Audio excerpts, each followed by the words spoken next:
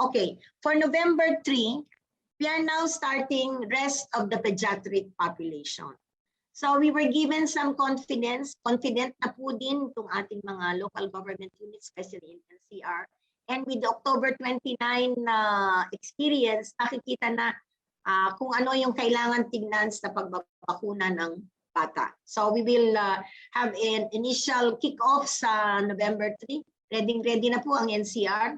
And then by November 5, full nationwide implementation ng 12 to 17 years old. Ang 12 to 17 years old po ay 12.7 million individuals ito. No? So buong bansa yan.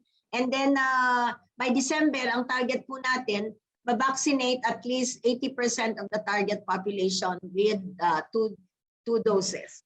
So ito po yung breakdown nasa right table. Pinakamarami po ang Calabarzon, 1.8 million, followed by NCR, 1.4 million kailangan bakunan. Mga bata ito ha. And then Region 3, 1.3. So dalawang doses yan. Kasi ang binigyan ng Philippine FDA ng Emergency Use Authorization, yung ibabakuna sa 12 to 17, ay Pfizer at Moderna.